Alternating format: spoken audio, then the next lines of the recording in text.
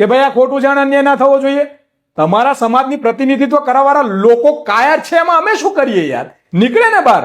સરકારમાં નથી બેઠા, બિલકુલ. આ કોઈ એસટી ધારાસભ્ય નથી, કોઈ એસટી ધારાસભ્ય નથી. ખુલ્લી ચેલેન્જ છે કે મારી વાત એટલી છે કે સમાજને સમાજના જ પ્રતિનિધિઓ સુધારી શકે, સમાજના જ પ્રતિનિધિઓ ન્યાય અપાઈ શકે. કેમ નથી નીકળતા? આ પાટીદાર સમાજના લોકો જુઓ, ઢગલો શાળાઓ, કોલેજો, કેટલું બધું ઊભું કર્યું છે. ક્ષત્રિય સમાજના ઘણા બધા લોકોએ ઊભું કર્યું છે.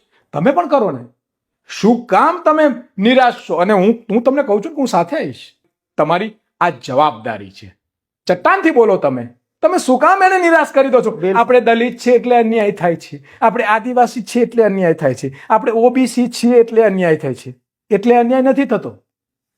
આપણે એમને ગુલામ બનાવી દીધા છે, એમને બોલવાની તટસ્થતાથી બહાર નથી કાઢ્યા, આપણે સમાજને જાગૃત નથી કર્યો. અરે દારૂ, ચવાણું, જાતિ, મંદિર, પૈસાને ડર છોડી અને એક વાર કચાઈને સાચા પ્રતિનિધિને ચૂંટવાની તૈયારી રાખો, બદલાવ આવશે. જરૂર નથી ના આવે. બિલકુલ. પ્રજા જાગૃત હોય ને, હે ને, એ દેશની પ્રજાને જ ન્યાય મળે. જે દેશની 81 કરોડ પ્રજાને 5 કિલો અનાજ મળે છે, વાવ, ક્યાં વિકાસની વાત કરો? 5 કિલો અનાજમાં જે ખુશ થઈ જતી હોય, અને એ પોતાના કિસ્મત, મારા કિસ્મતમાં નથી આવતું.